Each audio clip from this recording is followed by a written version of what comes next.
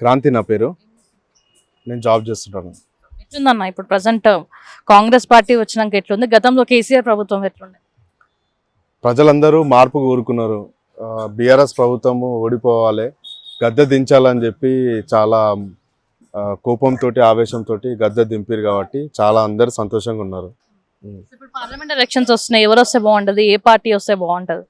ఇప్పుడు ఆల్రెడీ మనము కేంద్రంలో బీజేపీ మోడీ సర్కార్ ప్రభుత్వం చూసినాం, రాష్ట్రంలో దురపాలన ఎట్లుండే చూసినాం.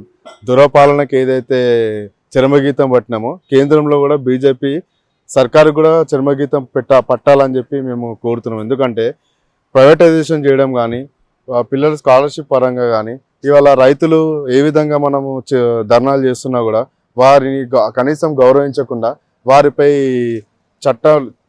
చాలా ఘోరంగా వారిపైన చట్టాలు ఈ విధంగా చేయడం అనేది మీరు చూస్తూనే ఉన్నారు. మొన్న మణిపూర్లో జరిగిన సంఘటనల చేసిన దాని మీద నోరు మీద కొన్ని మోడీ ఎక్కడో ఇతర దేశాల్లో యుద్ధం జరిగితే మన ప్రధానమంత్రి చెప్పగానే యుద్ధం ఆపిరని చెప్పేది వీళ్ళు ప్రచారం చేయడం అనేది చాలా హాస్యాస్పదం. దేశం అంతా కూడా ఎక్కడ అభివృద్ధి చెందుతున్న దేశాలు చూస్తుంటే మన దగ్గర మాత్రం కులాలు మతాలు అని చెప్పి దాన్ని ప్రేరేపించే విధంగా ఇక్కడున్న ప్రజల మధ్య విద్వేషాలు పెంచి వారిని రెచ్చగొట్టి విడదీసి వాళ్ళకి లబ్ధి చేకూర్చే విధంగా చేయాలని చెప్పి చూస్తున్నారు. మొన్న వాళ్ళు కూడా ఏమన్నారంటే 400 సీట్లు మాకు ఇస్తే రాజ్యాంగాన్ని మారుస్తాము అని చెప్పి చెప్తున్నారు. ఎస్సీ ఎస్టీ బీసీ ఏదైతే రిజర్వేషన్ తొలగిస్తాము అని చెప్పి వాళ్ళు మాట్లాడడం జరుగుతుంది. మైనార్టీలు కానీ క్రిస్టియానిటీ కూడా ఇప్పుడున్న పరిస్థితుల్లో వాళ్ళకి రక్షణ లేకుండా అయిపోయింది.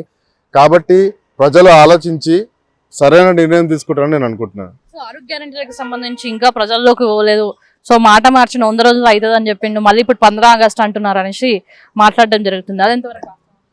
ఇప్పుడు గత ప్రభుత్వం చూసుకుంటే బీఆర్ఎస్ ప్రభుత్వం దళిత ముఖ్యమంత్రిని చేస్తా అన్నాడు, చేయలే. ఎస్సీ కార్పొరేషన్ లోన్లు అని చెప్పిండు. ఆల్రెడీ ఎస్సీ కార్పొరేషన్ లోన్ ఉన్నాక దళిత బంధు పేరుతోటి ఆ దళితులను దగా చేసిండు.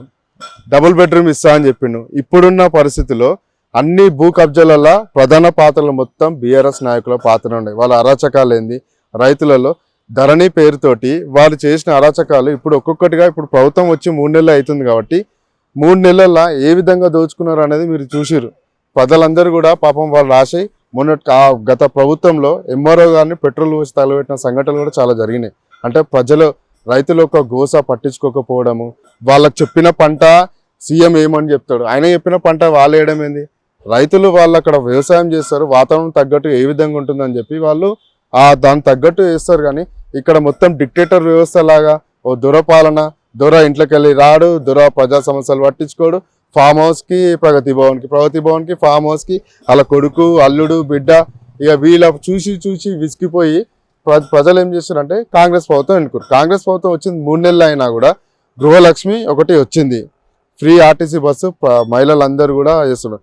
ఫ్రీ బస్సు మహిళలకు ఇస్తే మీకు ఎందుకు అంత అక్కసు అంటే, మహిళలు మీకు ధనికులు ఉండొచ్చు, సరే మీరు పైసలు పెట్టి టికెట్ తీసుకోండి, కానీ నిజంగా ఎవరైతే పేద మహిళలు ఉన్నారో వాళ్ళు ఉద్యోగం చేసుకుంటా బస్ పాస్కి 1500 1200 అయితే పాపం వాళ్ళకి ఏదో విధంగా అది ఉపయోగపడుతుంది కదా. మరి ఆ విధంగా ఎందుకు ఆలోచించట్లేదు వీరు?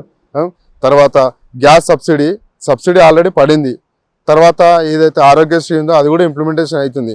కాకపోతే ఏంటంటే మన ధనిక రాష్ట్రాన్ని అప్పుల రాష్ట్రం చేసి బడ్జెట్ కూడా 87 కోట్లు ఉంటే కూడా ఎన్నికల రిజల్ట్స్ వచ్చే టైంలో కాంట్రాక్టర్ యొక్క ఖాతాలోకి నిధులు మరలించి ఇవాళ ఖాళీగా ఇచ్చిన రాష్ట్రాన్ని మీరు ఏ విధంగా పరిపాలన చేస్తున్నారో మీరు కూడా చూస్తున్నారు.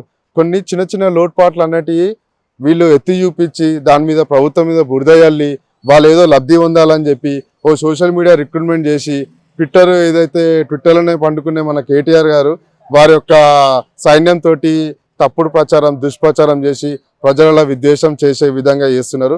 ఖచ్చితంగా వాళ్ళకి రైతు రుణమాఫీ అనేది ప్రభుత్వం ఆలోచిస్తున్నది. రైతు బంధువు కూడా వాళ్ళకి వేయాలని చెప్పి ఆలోచిస్తున్నారు. ఏదైతే ఈ స్కీమ్స్ ఏవైతే ఉన్నాయో ఖచ్చితంగా ఆల్రెడీ ఇంప్లిమెంటేషన్ స్టార్ట్ అయినాయి. ఇంకొక 1-2 నెలలు అయితే మహాలక్ష్మి స్కీమ్ 2500 కూడా వాళ్ళ ఖాతాలో పడతాయని చెప్పి. కాంగ్రెస్ నుంచి సునీతా మహేందర్ రెడ్డి కంటెస్ట్ చేస్తున్నారు, గెలిచే అవకాశాలు ఎంతవరకు ఉన్నాయనుకోవచ్చు? ఖచ్చితంగా సునీతా మహేందర్ రెడ్డి గారు గెలుస్తారు. ఎందుకంటే గతంలో కూడా ఆశాఖండంలోనే అత్యధిక నియోజకవర్గాలు ఉన్న మేడ్చల్ మల్కాజ్గిరి నియోజకవర్గం గతంలో రేవంత్ రెడ్డి గారు పోటీ చేసిన తర్వాత వారు PCCI ఇవాళ మా నియోజకవర్గం నుంచి వారు సీఎంగా అయినందుకు మేము చాలా గర్వపడుతున్నాం.